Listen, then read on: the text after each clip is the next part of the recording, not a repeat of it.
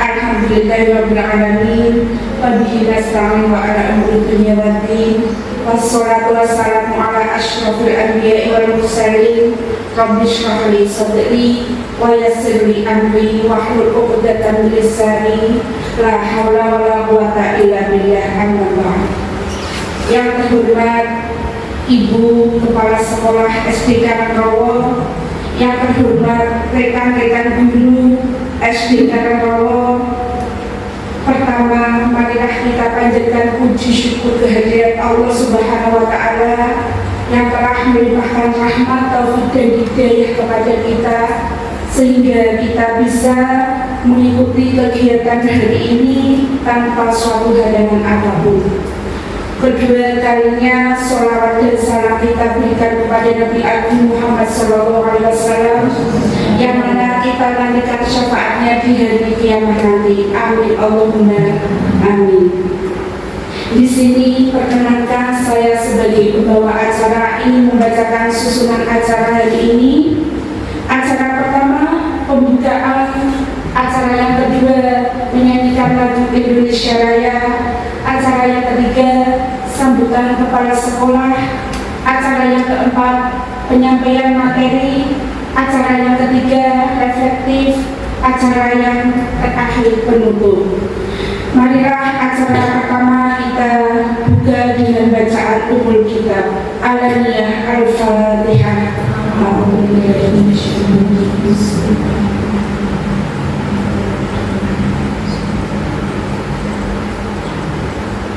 Amin amin ya rabbal alamin. Acara berikutnya menyanyikan lagu Indonesia Raya yang akan dipimpin oleh Ibu Eva. Kepadanya dipersilakan. Peserta dimohon berdiri.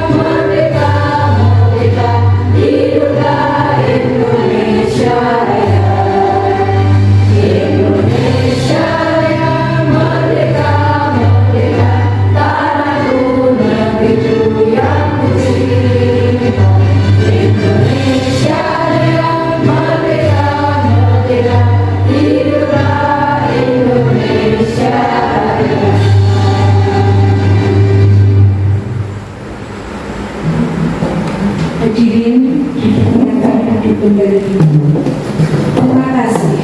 Acara yang ketiga sambutan dari kepala sekolah kepada Ibu Suryanti SPD dipersilahkan.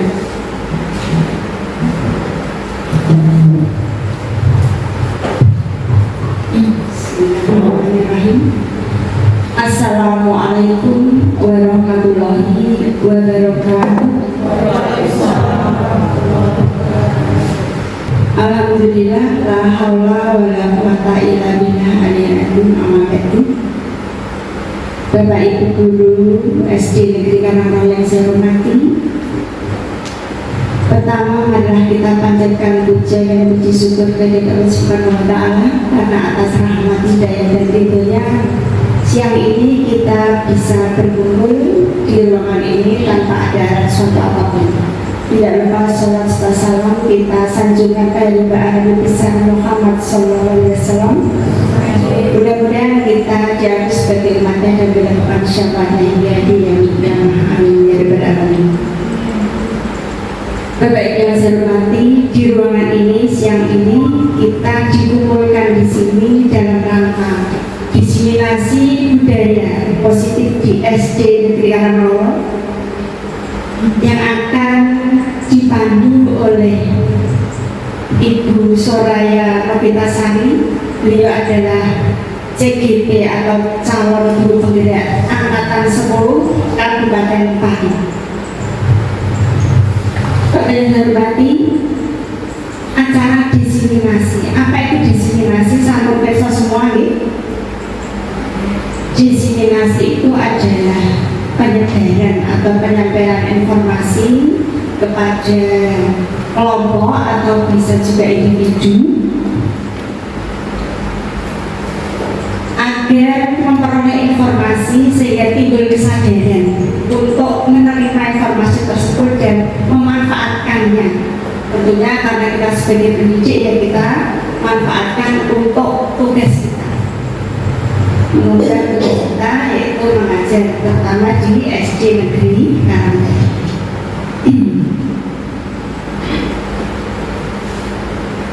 Budaya positif yang nanti akan disampaikan oleh Ibu Soraya di sini saya akan menyampaikan atau sebagai prakata bahwa budaya positif di sekolah itu adalah nilai-nilai atau keyakinan-keyakinan kebiasaan-kebiasaan di sekolah yang berpihak pada murid agar murid dapat berkembang menjadi pribadi yang kritis, yang sopan dan bertanggung jawab. Memang budaya positif itu mohon maaf, sangat penting diterapkan atau diberlakukan di sekolah. Untuk apa? Tentunya untuk menciptakan pendidikan yang berkualitas di sekolah. Apalagi sekarang ini diberlakukan kurikulum merdeka. Kurikulum merdeka di mana di sana sangat membutuhkan adanya P5 atau kebiasaan positif. Masih ingat nih P5 itu apa? Proyek penguatan profil pelajar Pancasila. Ada 6 ya? Ada yang tentunya kita sudah ada di benak kita sendiri-sendiri. Di antaranya itu beriman, bertakwa kepada Tuhan Yang Maha Esa, mandiri, berpikir kritis, berkebinekaan tunggal, global maksud saya, bergotong royong dan kreatif. Itu memang diperlukan adanya budaya positif untuk diberlakukan di sekolah. Nah, budaya positif di SD Karangrowo itu apa saja? Ya seperti yang sudah kita lakukan, tapi mungkin kita tidak menyadari bahwa itu sebenarnya ada budaya positif. Sudah kita laksanakan setiap hari, setiap saat.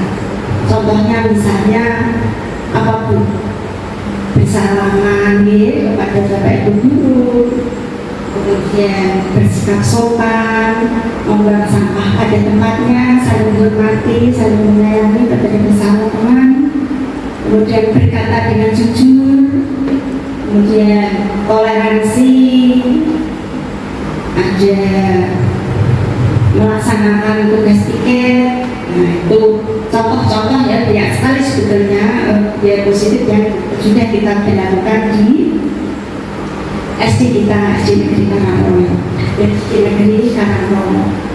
Dan sebetulnya siapa yang berperan sentral sebagai peran sentral di dalam mewujudkan budaya positif itu? Tidak lain tidak bukan adalah kita sendiri, Bapak Ibu guru, SD Negeri Karangrawon yang bisa menumbuhkan atau menguatkan budaya positif kepada siswa-siswi kita. Berawal dari perwujudan budaya positif di sekolah yang kita lakukan sejak dini, jadi sejak mulai kelas 1 tentunya, karena kita sudah pendidik sebetulnya tidak hanya di sekolah saja ya, budaya positif itu sebetulnya sudah diberlakukan sejak kecil di keluarga, tapi karena kita sebagai pendidik ya kita mulainya dari kelas kecil. Dan dengan perwujudan tersebut maka akan memberikan dampak kepada siswa-siswi kita, tentunya dampak yang positif, baik nanti itu di sekolah, di keluarga, dalam bermasyarakat, dan juga bagi bangsa dan negara. Itu memang sangat penting untuk membentuk karakter siswa. Jadi kita di sini tugas kita guru tidak hanya menyampaikan bidang akademik saja, tapi juga termasuk sifat ya, karakter, perilaku. Jadi tugas kita adalah mendidik anak supaya pintar dan juga mendidik anak kita supaya bisa menjadi anak yang berkarakter, mempunyai perilaku yang baik. Itu dari pembiasaan-pembiasaan yang baik sejak awal. Budaya positif di sekolah nanti tentunya akan menghasilkan sumber daya manusia yang baik. Dan oleh karena itu saya di sini sebagai yang dituakan mengajak panjenengan semua, marilah kita wujudkan bersama-sama. Kita awali dengan budaya positif atau berpikiran positif, menerapkan kebiasaan-kebiasaan positif kepada anak didik kita, sehingga nantinya anak didik kita nanti akan terbentuk dalam dirinya itu pribadi-pribadi yang istilahnya berpikiran dan juga tertanam potensi untuk melakukan hal-hal yang baik. Jadi bisa memilah-milah mana yang baik dan mana yang tidak baik. Demikian bisa saya sampaikan, kiranya kurang bijaksana tapi saya terlalu banyak menyampaikan karena nanti akan diuraikan secara panjang lebar oleh narasumber kita. Kurang lebihnya saya mohon maaf yang sebesar-besarnya. Akhir kata, wassalamualaikum warahmatullahi wabarakatuh. Terima kasih kepada Ibu Suryati yang telah menyampaikan sambutannya. Acara yang keempat, penyampaian materi yang akan disampaikan oleh Ibu Soraya Rafiqasari, kepadanya dipersilakan.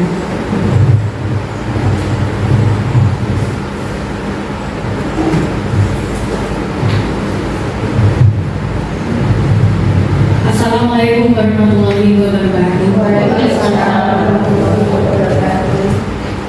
Perkenalkan, saya Soraya Sari, guru SD Negeri Karangrawon, Kecamatan Jagaran, Kabupaten Pati, sekaligus calon guru tunggal angkatan 10. Hari ini saya akan melakukan diseminasi mengenai budaya positif yang akan dilaksanakan di SD Negeri Karangrawon. Latar belakang pelaksanaan diseminasi yaitu budaya positif adalah keyakinan dan nilai yang disepakati dan menjadi kebiasaan bersama yang akan dilakukan dalam waktu yang akan. Budaya positif dapat diterapkan dalam pembuatan keyakinan kelas. Biasanya keyakinan kelas itu dilaksanakan sebelum awal pembelajaran, agar siswa merasa terlibat dan bertanggung jawab dalam menjalankan disiplin tersebut. Jika guru belum menerapkan penyelesaian masalah, maka dapat menggunakan restitusi. Guru masih seringkali menggunakan posisi kontrol sebagai penghukum dan membuat rasa bersalah. Agar terjadi perubahan yang positif, maka perlu adanya kolaborasi antar warga sekolah. Jadi budaya positif tidak hanya tanggung jawab guru saja, tetapi semua warga sekolah.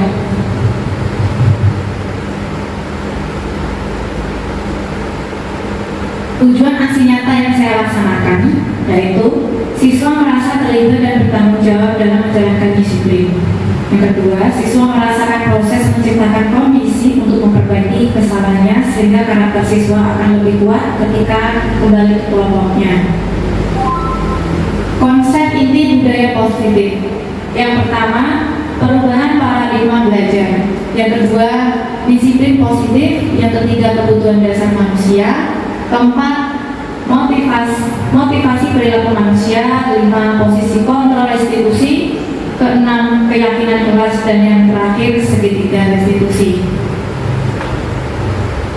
Nah, untuk pertanyaan pemantik yang pertama, apakah Bapak Ibu guru sekalian setuju atau tidak setuju tentang hukuman dapat mendisiplinkan anak? Pemberian hukuman dengan hal positif seperti membaca atau membersihkan dalam sekolah dapat meningkatkan kedisiplinan anak. Pemberian penghargaan dapat meningkatkan motivasi belajar anak.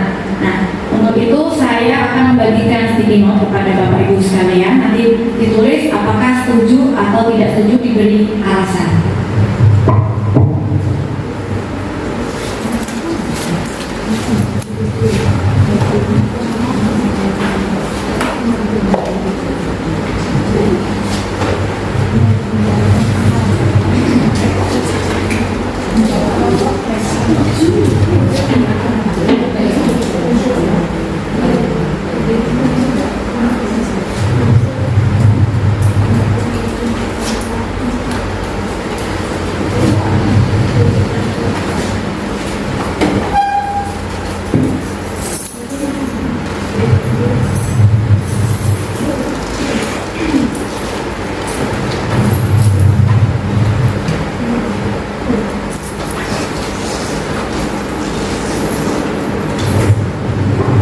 Setelah menuliskan setuju atau tidak setujunya, diberi alasan.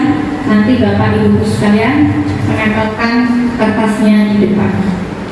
Terima kasih.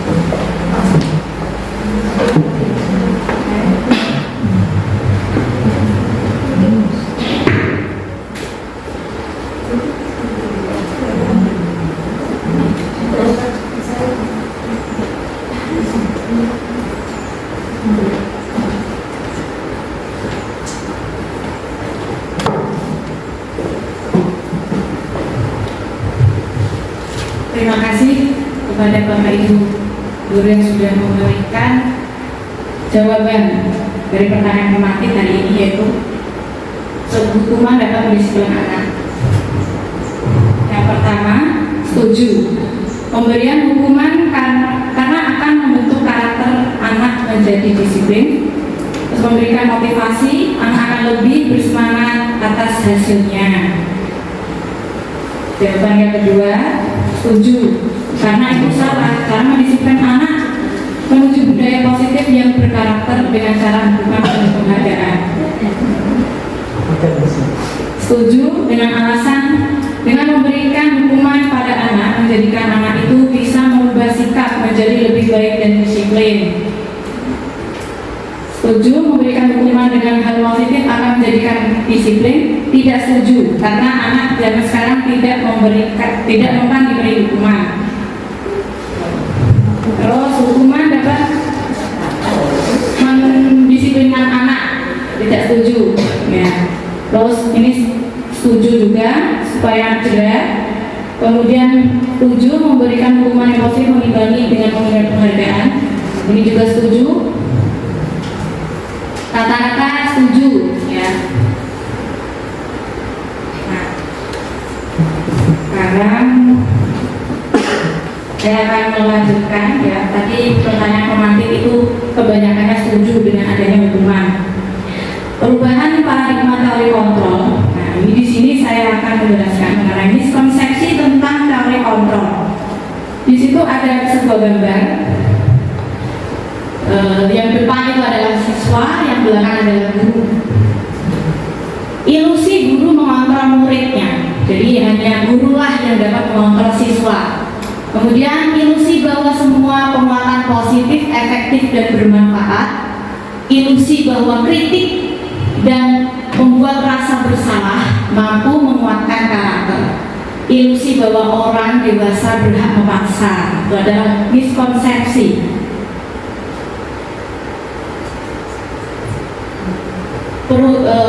Pada zaman sekarang ya, zaman sekarang itu sudah berubah ya, perubahan paradigma. Yang pertama tadi adalah ilusi guru mengontrol murid. Pada dasarnya kita tidak dapat memaksa, ya tidak dapat memaksa murid untuk berbuat sesuatu jika murid tersebut memilih untuk tidak melakukannya. Walaupun tampaknya guru sedang mengontrol perilaku murid, hal demikian terjadi karena murid sedang mengizinkan dirinya dikontrol. Saat itu bentuk kontrol guru menjadi kebutuhan dasar yang dipilih murid tersebut. Teori kontrol mengatakan bahwa semua perilaku memiliki tujuan, bahkan terhadap perilaku yang tidak disukai. Ilusi bahwa semua penguatan positif, efektif dan bermanfaat. Penguatan positif atau bujukan adalah bentuk-bentuk kontrol. Segala usaha untuk mempengaruhi murid agar mengulangi suatu perilaku tertentu adalah suatu usaha untuk mengontrol murid tersebut. Dalam jangka waktu tertentu, kemungkinan murid tersebut akan menyadarinya dan mencoba menolak bujukan kita, atau bisa jadi murid tersebut menjadi tergantung pada pendapat guru untuk berusaha. Ilusi bahwa kritik dan membuat orang merasa bersalah dapat menguatkan karakter. Menggunakan kritik dan rasa bersalah untuk mengontrol murid menuju pada identitas gagal. Mereka belajar untuk merasa buruk tentang diri mereka. Mereka mengembangkan dialog diri yang negatif. Kadang-kadang sulit bagi guru untuk mengidentifikasi bahwa mereka sedang melakukan perilaku ini, karena seringkali guru cukup menggunakan suara halus untuk menyampaikan pesan negatif. Terus yang berikutnya adalah ilusi bahwa orang dewasa memiliki hak untuk memaksa. Banyak orang dewasa yang percaya bahwa mereka memiliki tanggung jawab untuk membuat murid-murid tersebut berbuat hal tertentu. Apapun yang dilakukan dapat diterima selama ada sebuah kemajuan berdasarkan sebuah pengumuman kinerja. Pada saat itu pula orang dewasa akan menyadari bahwa perilaku memaksa tidak akan efektif untuk jangka waktu panjang dan sebuah hubungan permusuhan akan terbentuk. Sekarang, lalu siapakah pemegang kontrol yang sesungguhnya? Di sini saya bisa contohkan. Misal ada guru A dan guru B. Coba Bu lihat, Bu Eva ke depan.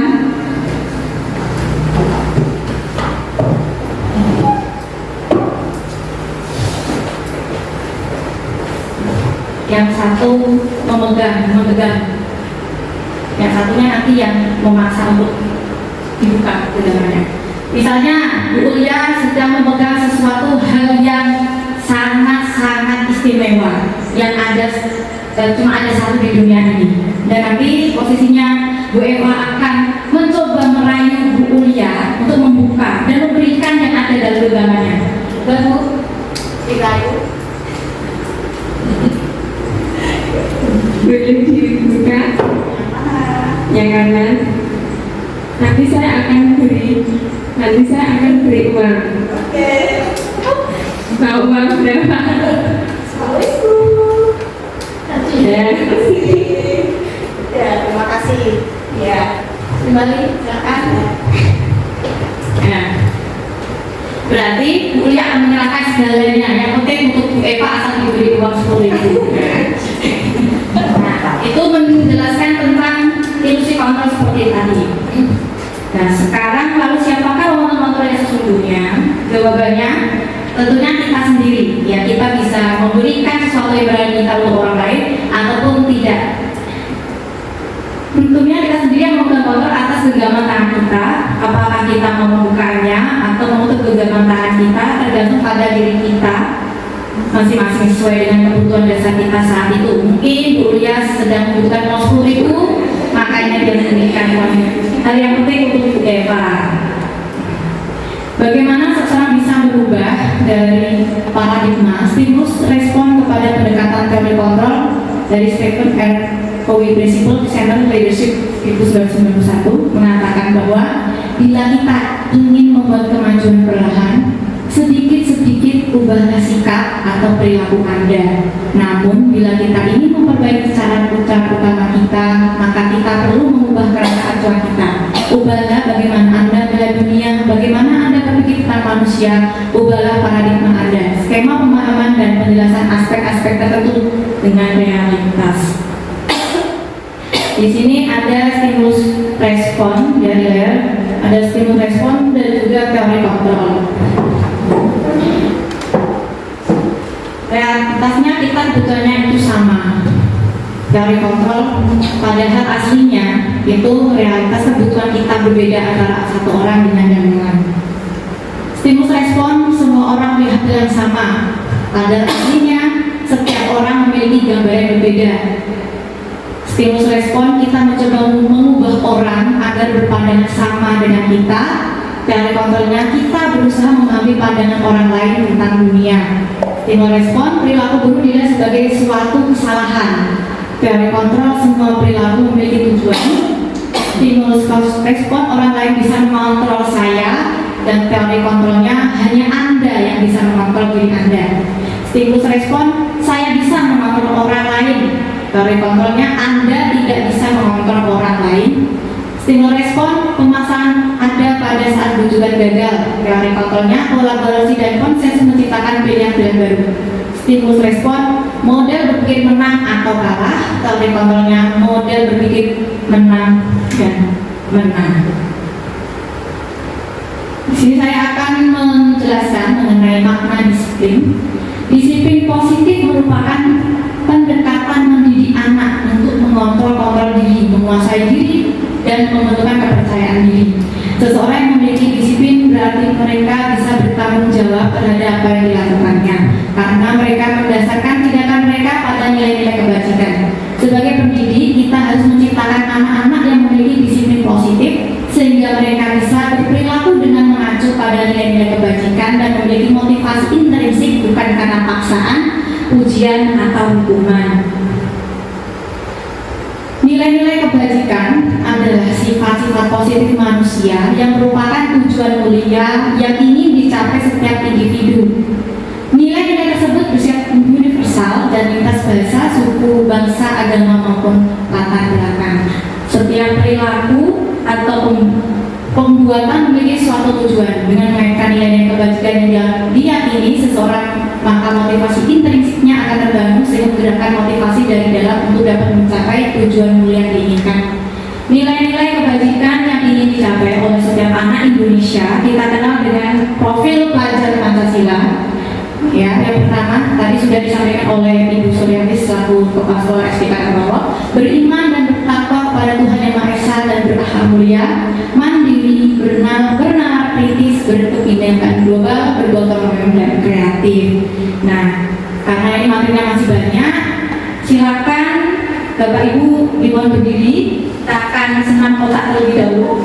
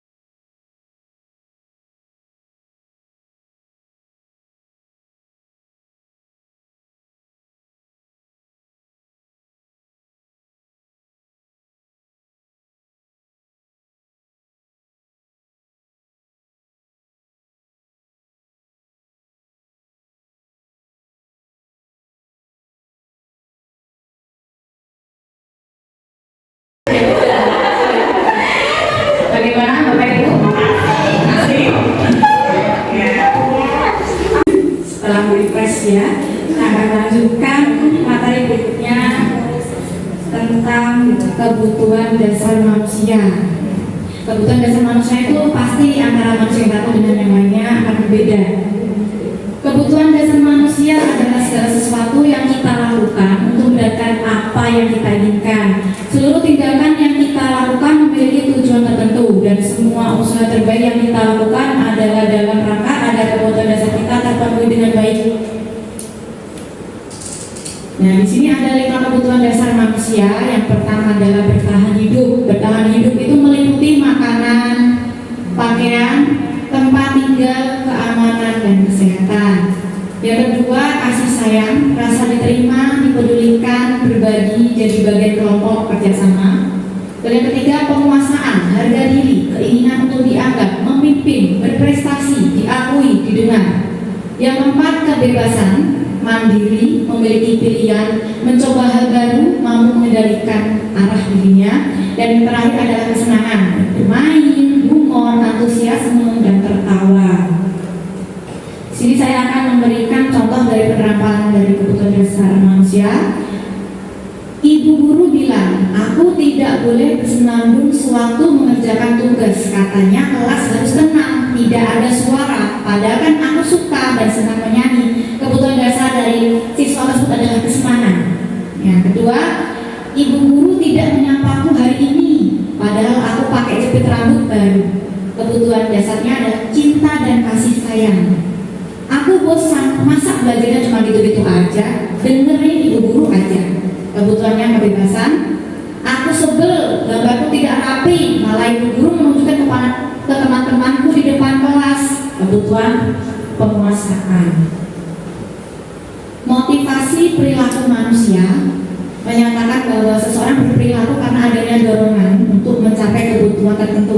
Teori motivasi perilaku manusia ini ada yang dari dalam dan ada yang dari luar. Kalau yang motivasi eksternal yang pertama untuk menghindari kenyamanan atau hukuman. Apa yang akan terjadi apabila saya tidak melakukannya? Ini misalnya banyak sekali ya. Misalnya tidak mengerjakan PR itu bukan karena kemauan dia untuk bisa, kemauan dia untuk mendapatkan nilai baik, bukan. Kalau tidak mengerjakan PR nanti pasti dihukum oleh guru atau pak guru di luar kelas. Itu motivasi dari eksternal, dari luar, bukan dari dalam dirinya. Yang kedua, untuk mendapatkan imbalan dari orang lain atau institusi. Apa yang akan saya dapatkan apabila saya melakukannya? Motivasi eksternal ini juga merupakan dari eksternal, dari luar. Dan dari dalam, untuk menghargai diri sendiri. Saya akan menjadi orang yang seperti apa bila saya melakukannya. Kesadaran itu merupakan motivasi internal. Nah, dalam budaya positif inilah yang kita akan pelajari, yang akan kita terapkan, yaitu motivasi internal, tujuan disiplin positif ya dari dalam. Dihukum oleh penghargaan. Penghargaan dan hukuman berlaku sama dalam arti meminta atau membujuk seseorang melakukan sesuatu untuk memenuhi suatu tujuan tertentu dari orang yang meminta atau membujuk. Dorongan eksternal dan ada faktor ketergantungan. Beberapa dampak dari pemberian penghargaan dari Alficon 1993. Yang pertama, pengaruh jangka pendek dan jangka panjang. Yang kedua, penghargaan hukum. Yang ketiga, penghargaan mengurangi ketepatan. Terus lagi penghargaan tidak efektif. Dan yang terakhir adalah penghargaan merusak hubungan. Nah, di sini yang pertama adalah pengaruh jangka pendek dan jangka panjang. Penghargaan itu efektif bila kita mengingat seseorang maka sesuatu yang kita inginkan dalam jangka waktu yang pendek ya. Misalkan kalau bisa mengerjakan sesuatu nanti akan diberi, misalnya disuruh ke depan jawabannya benar akan diberi permen misalnya seperti itu cuma hari itu jangan maaf ibu bapak, tentu jangka waktu yang pendek hari itu saja, besok-besok pasti dia akan lupa. Jika kita menggunakan penghargaan lagi dan lagi, maka orang tersebut akan bergantung pada penghargaan yang diberikan serta kehilangan motivasi dari dalam. Nah, ini seringkali ya Bapak Ibu, ini sering dijumpai dalam pembelajaran. Nah, misalnya anak diberi diiming-imingi oleh penghargaan, reward, itu akan lama-lama dia tidak, saya akan diberi hadiah sama guru. Nah, itu kan dari eksternal ya, tapi jangka panjangnya bukan jangka panjang tapi jangka pendek. Nanti besok lagi mesti dia akan minta imbalan.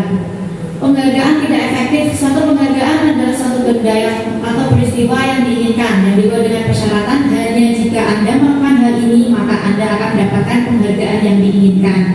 Jika saya mengharapkan suatu penghargaan dan tidak mendapatkannya maka saya akan kecewa dan berkecil hati serta kemungkinan lain kali saya tidak akan berusaha sekeras sebelumnya.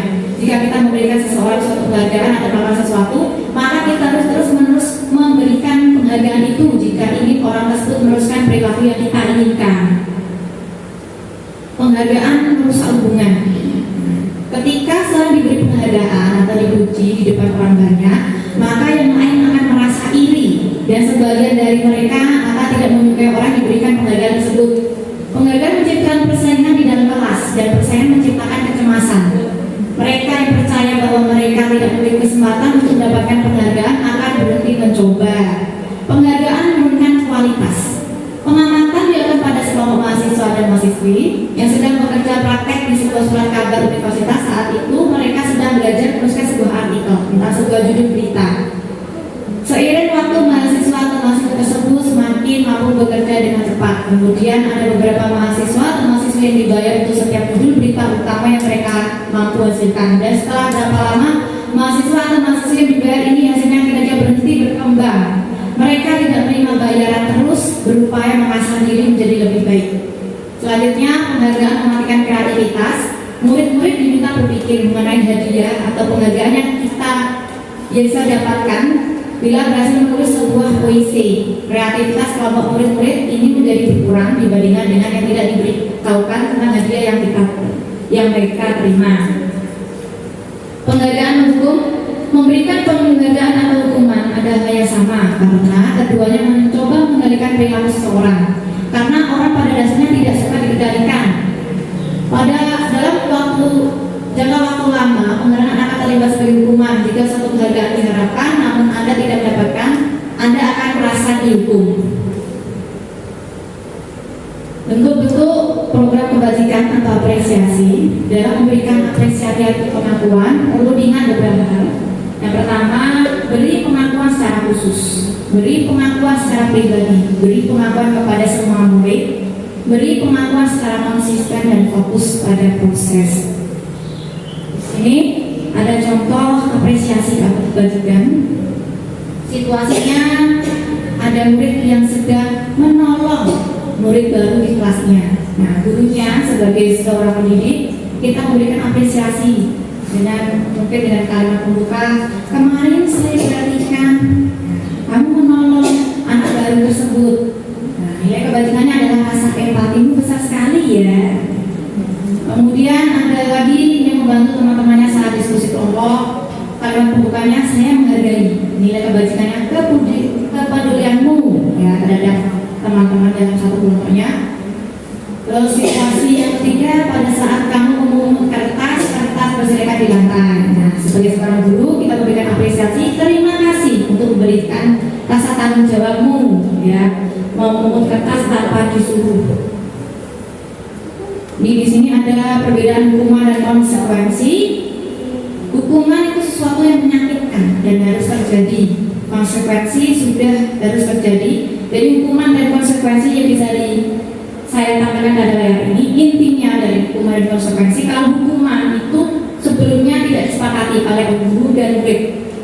Ya, kalau konsekuensi itu sebelumnya sudah ada kesepakatan antara guru dengan pendidik. Biasanya itu di awal semester atau pembelajaran kan kita membuat keyakinan kelas. Nah, kalau jika murid tersebut melanggar keyakinan kelas akan mendapatkan konsekuensinya. Nah, itu perbedaan antara hukuman dan konsekuensi. Di sini ada tindakan guru. Nah, coba Bapak Ibu guru menuliskan ini merupakan hukuman atau konsekuensi. Silakan ditulis di bukunya, nanti dicocokkan apakah benar itu merupakan hukuman atau konsekuensi ya. Yang pertama, coba ini dia tidak usah ditulis, tidak apa-apa Bu, langsung dijawab saja. Membersihkan coretan yang dibuatnya di meja tulis itu merupakan hukuman atau konsekuensi? Konsekuensi. Murid diminta untuk push up 15 kali karena tidak menggunakan masker di sekolah. Hukuman. Menggantikan kertas tugas teman yang telah dicoret. Berjemur di lapangan basket pukul 12 siang karena bernngobrol dengan teman. Hukuman. Murid diminta bertelanjang kaki sepanjang hari karena tidak menggunakan sepatu warna hitam sesuai peraturan sekolah. Hukuman. Berdiri di depan kelas sambil mengangkat satu kaki dikarenakan tidak menjawab pertanyaan. Membersihkan tumpukan air di meja tulis karena tersenggol pada saat belajar. Ya, jawabannya ya, yang pertama betul, konsekuensi. Ya, karena ini di sini sudah ada keyakinan kelas yang dibuat. Barang siapa yang membuat coretan di meja terus dibersihkan, itu kan bukan konsekuensi. Kalau cuma hanya disuruh push up, nah itu hukuman. Ya, karena kan tidak ada keyakinan kelas. Nah, harus dibuat dulu. Menggantikan kertas tugas teman yang dicoret-coret itu merupakan konsekuensi dari apa yang dilakukannya. Kemudian berjemur, nah ini juga langsung hukuman. Berpangkat kaki juga hukuman. Berdiri di depan kelas dengan satu kaki merupakan hukuman, dan membersihkan tumpukan air di meja tulis karena tersenggol pada saat belajar, ini hukuman karena merupakan tanggung jawab konsekuensi ya, maaf. Nah, di sini adalah 5 posisi kontrol restitusi seorang guru. Guru ini ya mempunyai 5 posisi kontrol. Yang pertama adalah penghukum. Nah, ini sering sekali ya, penghukum. Yang kedua, membuat rasa bersalah. Yang ketiga, guru merupakan teman, dia sebagai teman. Kemudian pemantau, dan yang terakhir adalah manajer. Nah, apa sih itu maksudnya? Nah, di sini dijelaskan dari slide selanjutnya. Penghukum, nah ini sering kali ya, kalau sudah menghukum berarti mungkin besoknya cedera. Tidak, ya anak-anak itu sekarang kalau hukum akan malah semakin membantu karena paradigmanya sudah berubah. Ini perkembangan zaman juga sudah berubah. Nah ini hukum, misalnya dulu berbuat menghardik, nunjuk-nunjuk, nyindir-nyindir, nah itu. Terus kalau ini akan membuat identitas gagal, nih anak-anak akan menjadi identitas gagal, ya. Jadi penghukum dan membuat orang merasa bersalah akan membuat murid mempunyai identitas gagal atau kontrol dari luar. Kali penghukum, guru berkata kalau kamu tidak melakukannya awas ya. Nah itu ya banyak ya, saya hampir setiap hari sepertinya ya. Sebelum saya makan CGP bu. Nah tuh orang terus membuat rasa bersalah, kamu seharusnya sudah tahu. Ibu lelah sekali mengatakan, ibu stres lihat kamu itu melakukan seperti itu, tidak berubah. Terus ini identitas yang berhasil, yang dikatakan berhasil itu cuma 3, yaitu teman sebagai teman, pemantau dan manajer. Guru sudah dianggap teman sebagai dengan muridnya. Misalnya, ayolah lakukan demi ibu. Masa kamu tidak mau? Ingat tidak ibu pernah membantu. Ini dilakukan, boleh dilakukan, tapi akan menjadikan ketergantungan dan bisa menjadikan anak tersebut cuma dekat dengan satu orang guru saja. Nanti misalnya kalau sudah naik kelas, dia akan bandel lagi, ya karena dia luluhnya cuma sama guru tersebut sebagai pemantau. Nah ini pemantau cuma mantau saja. Dia tidak memarahi atau apapun, dia cuma apa peraturannya gitu saja.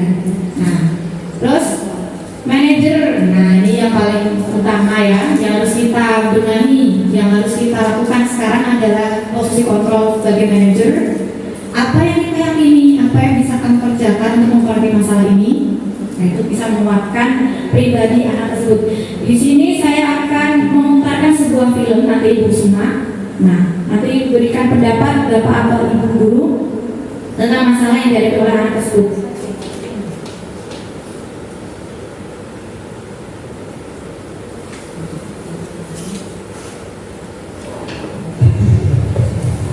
Maaf Pak, saya terlambat.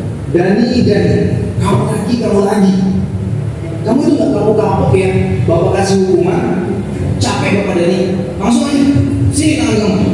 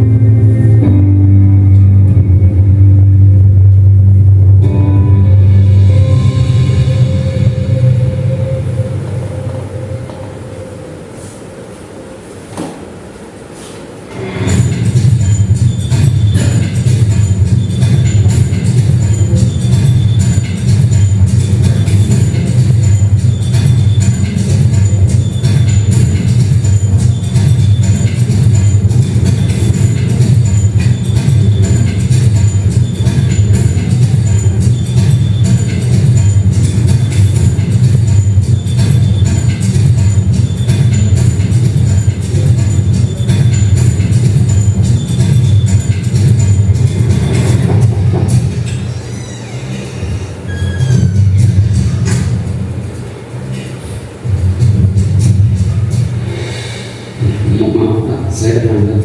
Dani, kamu tahu nggak sekarang ini jam berapa? Jam 1 siang Pak. Dan kamu tahu kan jam Bapak itu mulainya jam berapa? Jam setengah 1 siang Pak. Kamu itu kan kelas siang ya? Kok masih bisa datangnya terlambat? Maaf Pak, sebenarnya saya. Udah, sebagai hukumannya ulurkan kedua tangan kamu. Ingat ya, yang lainnya jangan mencontoh Dani. Kalau tadi contoh, ada nih yang ngajarin dia lagi, masih tahu tempatnya.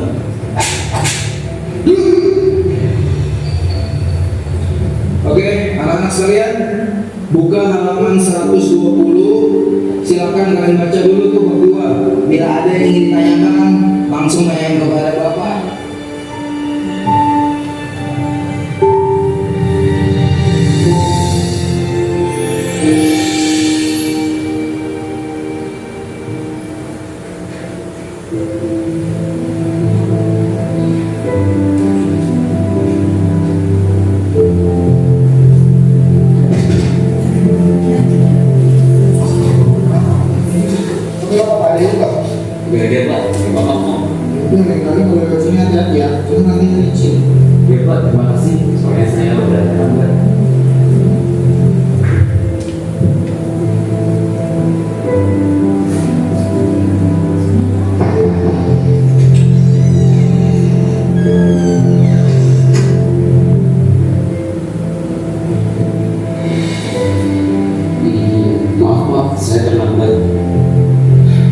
Dani lagi. Kenapa ya? Kamu ini kok gak bisa jadi anak disiplin seperti yang lainnya? Dani, teman-teman kamu nih yang lain bisa datang tepat waktu. Bahkan ya, setengah jam sebelum jam Bapak mulai, mereka sudah datang. Bapak sebenarnya tadi Udah, Dani, diam. Bapak gak mau dengar apapun alasan kamu. Kamu tahu kan? Harus apa? Sini, dulu tangan kamu. Dani, dengar ya. Kalau kamu masih aja datang terlambat, Bapak gak akan segan-segan untuk selalu melakukan ini sama kamu setiap hari. Dan ini berlaku untuk semuanya. Dengar ya? Duduk. Ya sudah, yang lain perhatikan kembali. Kita lanjutkan pelajaran yang sebelumnya.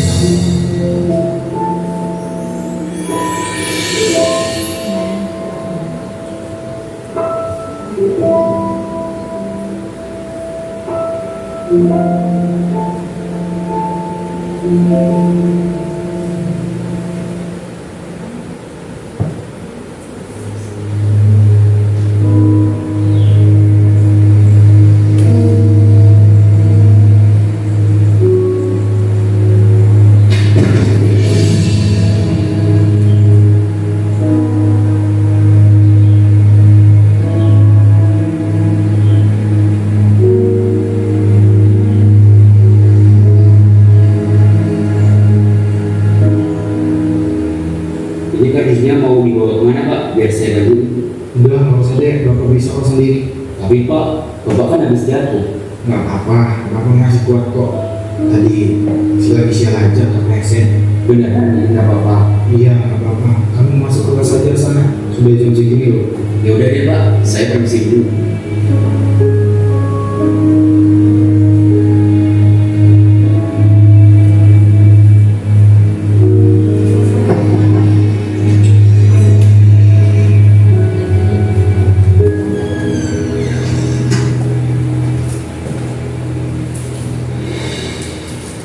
Maaf Pak, saya terlambat.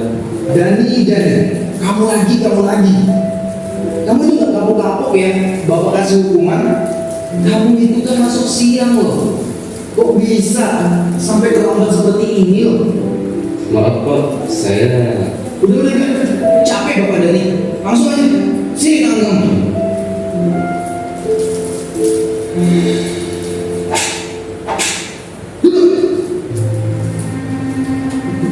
Ingat ya anak-anak, Bapak mau kalian semua tuh harus disiplin.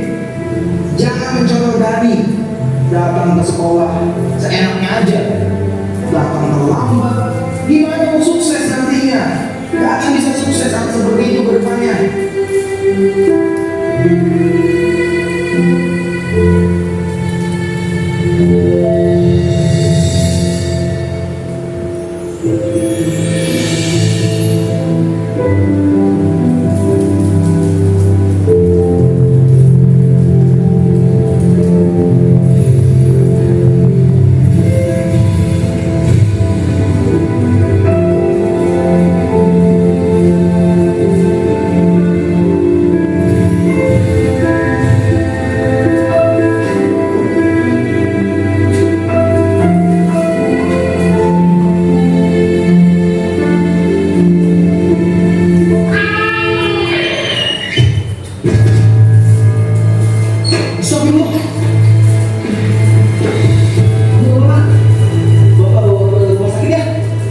Nggak perlu Pak, saya buru-buru Mau kemana? Biar Bapak antarin.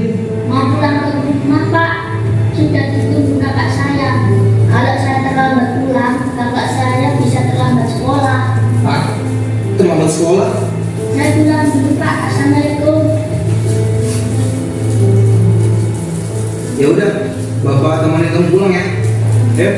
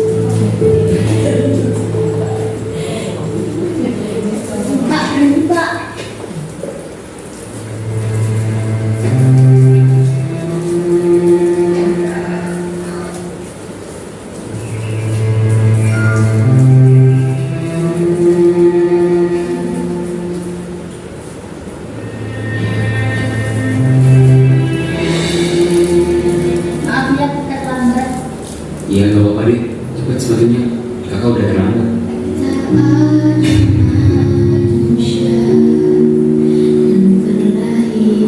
Tidak sepatu.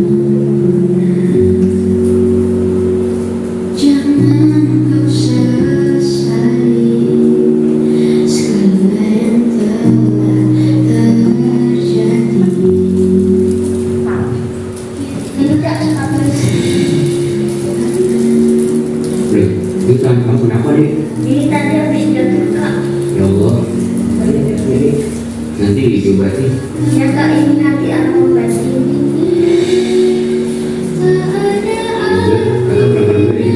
Ya kak, hati-hati. Assalamualaikum.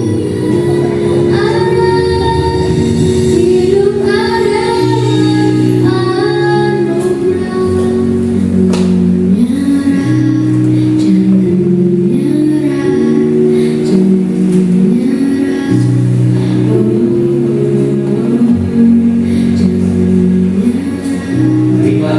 Ya, jadi.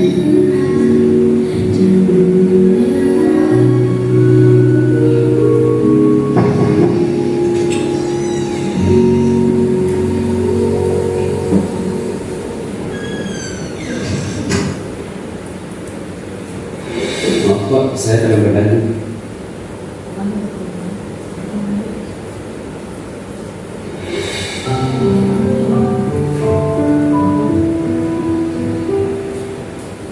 Mas Dani, maafkan Bapak ya. Karena Bapak udah berprasangka buruk sama kamu dan tidak mau mendengarkan sedikit pun penjelasan dari kamu.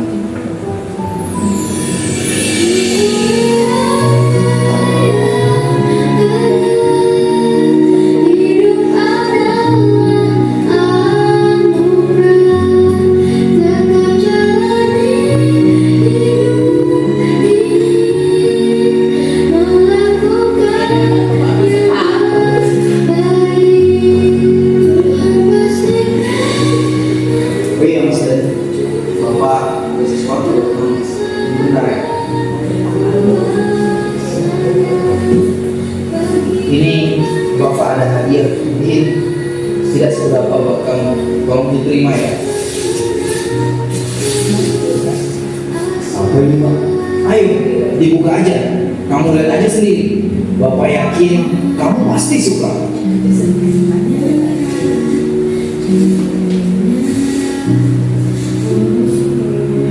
Wah, ini sepatu sekolah. Ini buat saya Pak. Iya, sepatu itu buat kamu. Biar kamu nggak datang terlambat lagi ke sekolah. Alhamdulillah, terima kasih ya Pak. Saya janji tidak akan menambah sekolah lagi. Iya, Bapak juga ucapkan terima kasih.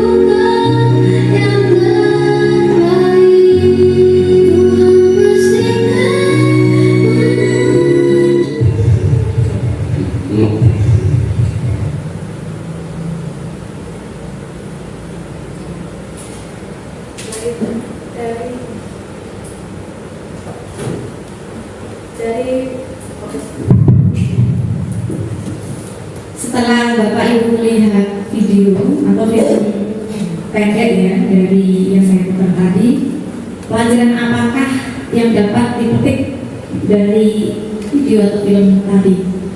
Siapa yang ingin memberikan pendapatnya? Ibu Salda?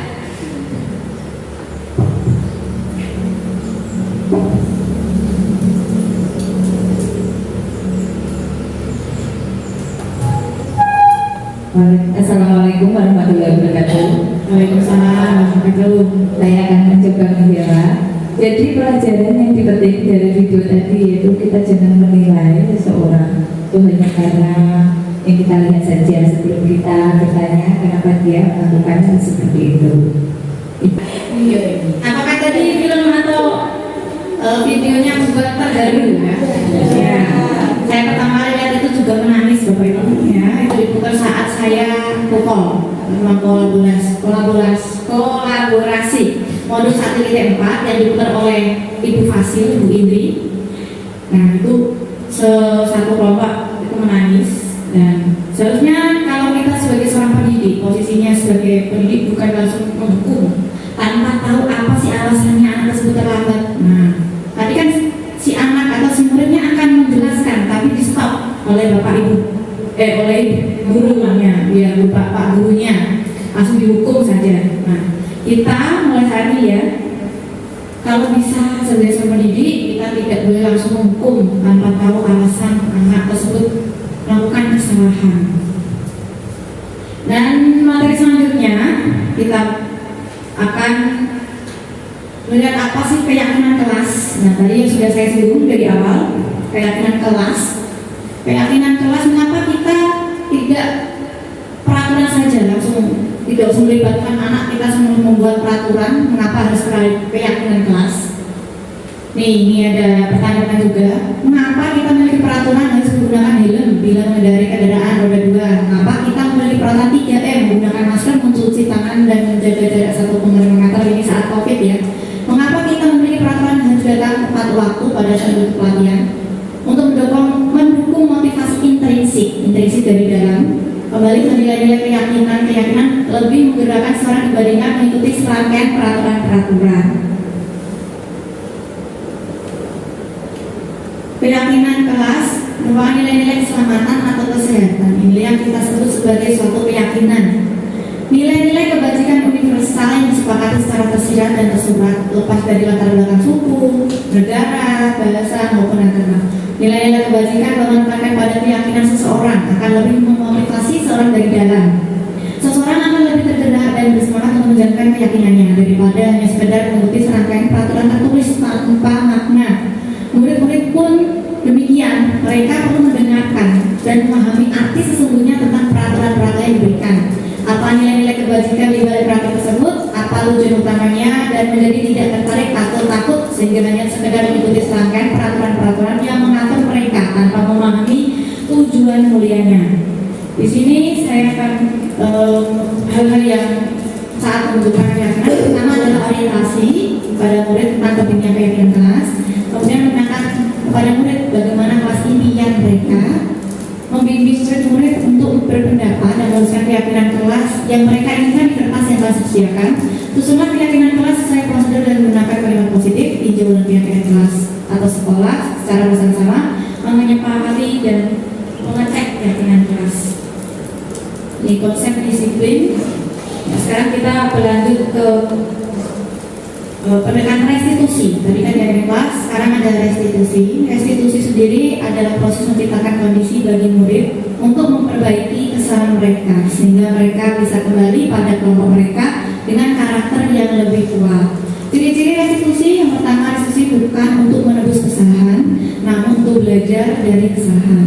Memperbaiki hubungan, tawaran bukan paksaan, menuntut untuk melihat ke dalam diri, mencari kebutuhan dasar yang mendasari tindakan, cara yang paling baik, fokus pada karakter bukan tindakan, menguatkan fokus pada solusi dan mengembalikan murid yang berbuat salah.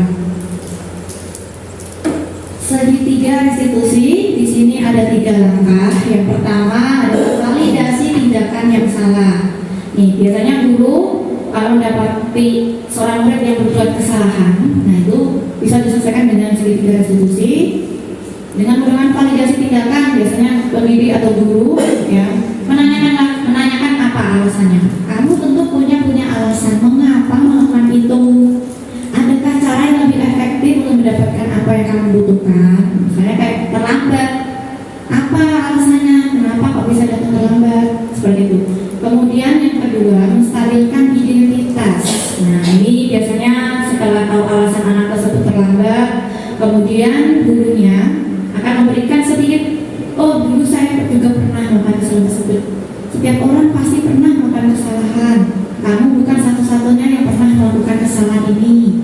Dan yang ketiga, menanyakan keyakinan kelas yang sudah dibuat. Keyakinan kelas apa yang telah kita sepakati? Kamu ingin menjadi orang yang seperti apa? Nah itu segitiga restitusi merupakan suatu proses dialog dialog yang dijalankan oleh guru agar dapat menghasilkan murid yang mandiri dan bertanggung jawab. Nih ya, langkah-langkahnya menstabilkan identitas. Nah itu bisa gunakan kata-kata. Berbuat salah itu wajar. Bapak atau ibu juga pernah berbuat salah. Tidak ada manusia yang sempurna. Bapak atau ibu tidak mencari siapa yang salah, tapi mencari solusi dari masalah ini. Kemudian validasi tindakan yang salah. Kamu pasti punya alasan melakukan itu. Kamu melakukannya karena mempertahankan sesuatu yang penting bagimu, padahal kamu bisa melakukan lebih dari itu, tapi kamu tidak melakukannya. Yang terakhir, menanyakan keyakinan. Apa keyakinan kelas kita? Nilai-nilai apa yang telah disepakati bersama? Seperti apa kelas ideal menurutmu? Kamu ingin jadi orang yang seperti apa? Nah, jadi dalam penyelesaian masalah yang disebut oleh siswa, sebaiknya kita melakukannya dengan sedikit restitusi ya dalam menyelesaikannya. Karena nanti kalau cuma ada hukuman saja, besoknya pasti akan lupa. Karena malah kadang-kadang kalau memberikan hukuman itu murid akan malah takut ke sekolah, takut diajar oleh gurunya, karena berpikir kalau saya berbuat lagi seperti itu pasti nanti dihukum. Jadi takut. Terus motivasi belajarnya juga akan berkurang, berhilang.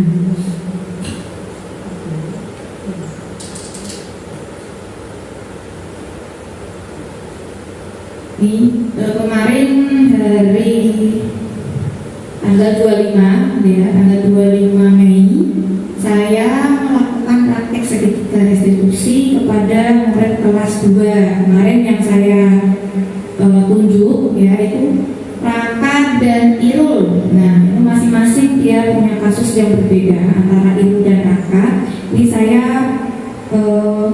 memilih yang Raka. Nah, ini saat kegiatan belajar mengajar berlangsung, seorang siswa kelas 2 yang bernama Raka asik makan di kelas. Hal itu menjadikan teman sekelasnya tidak fokus mengikuti pembelajaran karena memperhatikan Raka makan di kelas.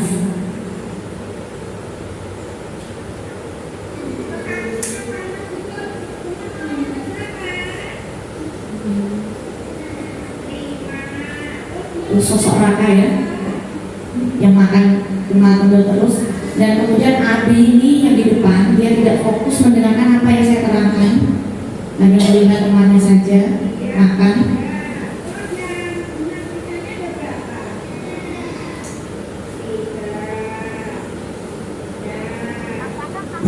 Masyarakat tahu tidak mengapa kamu, maaf Bapak Ibu suaranya memang menggelegar ya. Tadi apa? Tadi kamu pas belum makan pelajaran tadi makan apa ya? Makan kelas. Apa namanya? Boleh apa tidak kalau makan di kelas? Kelasnya tidak boleh. Guru tahu setiap orang pasti senang makan kesalahan. Karena itu menstabilkan identitas. Kamu sudah baik karena mengakui kamu jujur. Jadi kamu sudah jadi anak yang baik ya, karena berani jujur. Kenapa masalah makanya di kelas tindakan yang salah? Karena belum sarapan tadi ya, biasanya sarapan jadi sudah sarapan. Mungkin ibu terburu-buru kan kerja ya Mas ya. Nah kalau misalnya itu kan sudah kesepakatan kelas kita ya, dengan kelas kita ya tidak boleh berapa, tidak boleh apa, tidak boleh makan di luar saat pelajaran. Perbuatan salah atau benar masalah? Salah. Salah kenapa? Salahnya kenapa? Iya, pinter. Untuk berdepannya apa yang kamu lakukan saat pelajaran berlangsung mas? Berdepan diskusinya tidak boleh. Oh, tidak boleh makan di kelas. Misalnya kok kamu terpaksa untuk sarapan ya, terpaksa makan di sekolah, ya kamu makannya di luar tapi ya tidak boleh pas apa? Pelajaran sebelum bel kamu makan apa, beli makanan di kantin, terus kamu makan. Misalnya kok sudah bel tidak keburu masih makan atau masih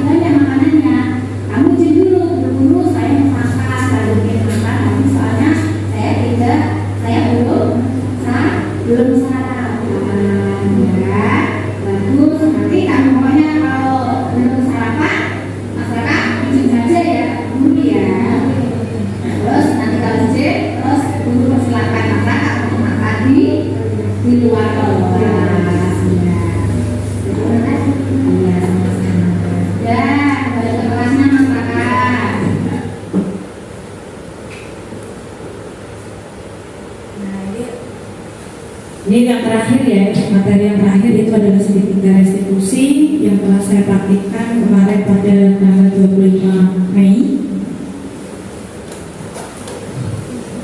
Sekian materi yang bisa saya sampaikan hari ini. Saya kembalikan ke moderator. Terima kasih. Mungkin ada yang mau ditanyakan tentang materi yang sudah disampaikan Ibu Soraya Nafritasari, silakan.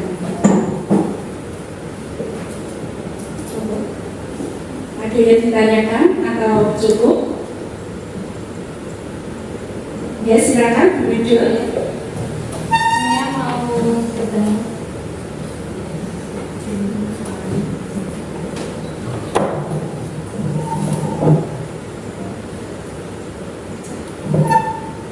Saya mau bertanya, apa perbedaan antara konsekuensi dengan restitusi? Ya, monggo. Selanjutnya, pertanyaan berikutnya sudah ada yang mau ditanyakan nanti. Bu Sauda, ya, silakan Bu Sauda. Ya, saya mau bertanya sama Bu Ita, bagaimana langkah-langkah dalam membuat keyakinan kelas pada kelas rendah? Apakah keyakinan kelas pada kelas rendah sama dengan kelas tinggi? Ya, itu saja Bu Sauda. Silakan Bu Soraya Nafritasari. Baik, terima kasih kepada Ibu Sauda dan Bu Wido. Saya akan membacakan kembali. Apa perbedaan antara konsekuensi dengan restitusi? Betul? Ya. Seperti itu? Ya. Konsekuensi itu merupakan akibat dari tindakan yang dilakukan yang merupakan kesepakatan bersama dan fokusnya pada pembelajaran daripada hukuman. Tujuannya membantu siswa memahami dampak dari tindakan mereka dan membuat pilihan yang lebih baik di masa depan. Sedangkan restitusi adalah proses menciptakan kondisi bagi siswa untuk memperbaiki kesalahan mereka. Restitusi melibatkan pemulihan dan perbaikan. Kalau konsekuensi itu dibuat karena adanya keyakinan kelas terdahulu, kalau restitusi itu sudah untuk menyelesaikannya. Nah, tuh. Kemudian tadi pertanyaan dari Bu Sauda, bagaimana langkah-langkah dalam membuat keyakinan kelas pada terutama kelas rendah? Apakah sama dengan keyakinan kelas tinggi? Langkah-langkah pembentukan keyakinan kelas pada kelas rendah hampir sama dengan kelas tinggi, ya. Tetapi kalau kelas rendah, guru sebaiknya memberikan pengertian yang lebih. Apa sih keyakinan kelas itu, menerangkan apa, untuk apa, gitu ya, tentang pentingnya membuat keyakinan kelas. Langkah-langkahnya yang pertama adalah motivasi kepada murid tentang pentingnya keyakinan kelas bagi kelancaran proses pembelajaran. Kemudian menanyakan kepada murid bagaimana kelas impian mereka. Terus yang ketiga itu membimbing murid-murid untuk berpendapat tentang keyakinan kelas. Keempat, menuliskan pendapat dan apa yang mereka inginkan pada secara kertas. Nomor 5, menyusun keyakinan kelas dengan menggunakan kalimat yang positif. Dan yang terakhir, meninjau ulang keyakinan kelas bersama-sama dan menyepakati keyakinan kelas.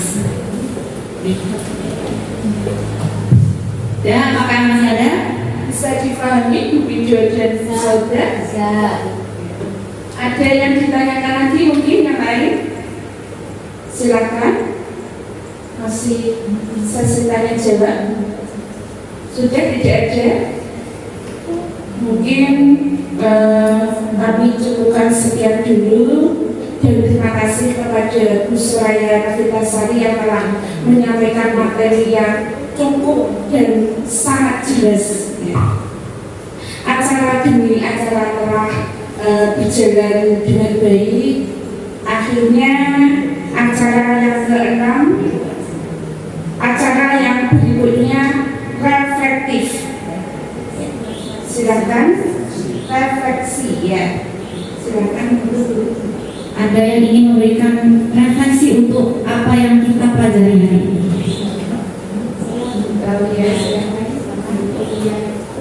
Ya. Terima kasih waktunya.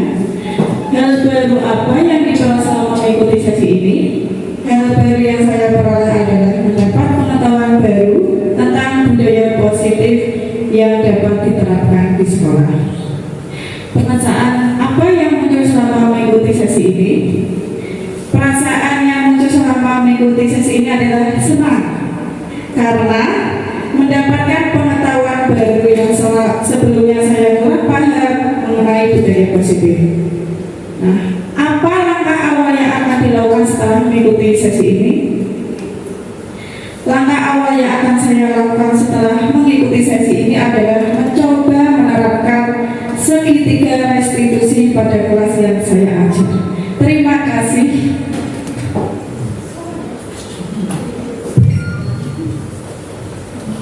Terima kasih kepada Bu Lia yang telah menyampaikan refleksinya. Mungkin cukup sekian kegiatan pada hari ini ya Bu. Ya, dan kesimpulan hari ini yaitu dalam penerapan program disiplin positif, hendaknya guru memiliki standar kepribadian, profesional, dan sosial yang baik, di mana guru mampu merefleksi dirinya dalam posisi kontrol saat ini, bagaimana perjalanan dirinya sebagai amon atau manajer yang menuntun murid-muridnya menjadi insan yang mandiri, merdeka, dan bertanggung jawab. Standar nasional pendidikan. Mungkin itu saja yang bisa disampaikan hari ini. Acara berikutnya penutup. Marilah kita tutup dengan bacaan hamdalah bersama. Alhamdulillahirabbil alamin. Saya sebagai moderator mohon maaf jika ada salah dalam bertutur kata. Akhirnya billahi taufiq wal hidayah. Wassalamualaikum warahmatullahi wabarakatuh.